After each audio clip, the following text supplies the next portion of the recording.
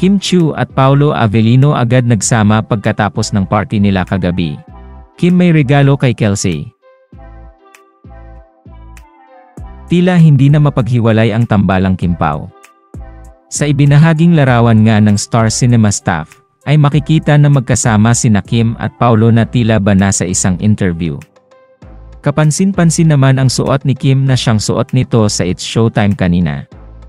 Excited naman na ang Kim Pao fans sa naturang interview ng Kim Pao. Sa kabilang banda narito, at panoorin natin ang ilan pang ganap ng Kim Pao kagabi sa isang birthday party.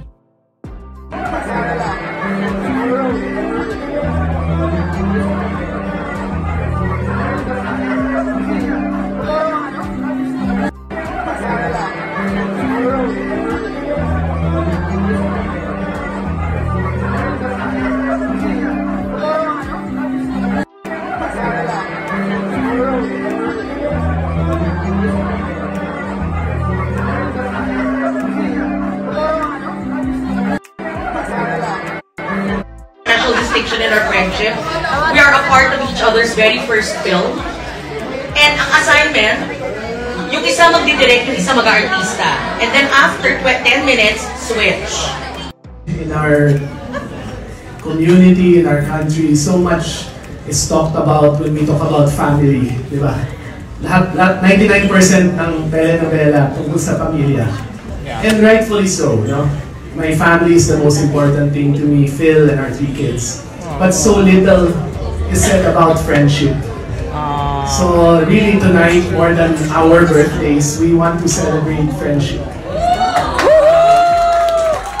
Ang pandemic, hindi lang naman pamilya yung ka-text natin.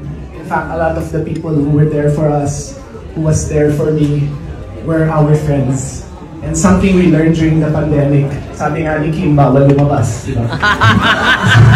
Kimmy!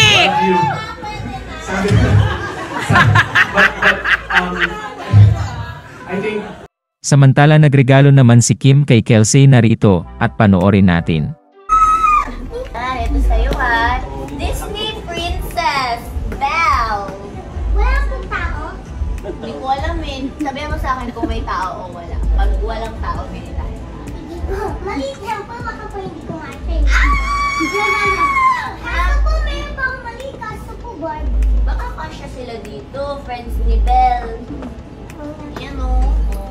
Luto sila dito, kain sila dito. Commentaries pa.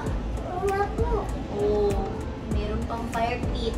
Kaso po yung terrace nila malamig kasi po malamig sa amin. My God! Yeah, parang meron kang ano.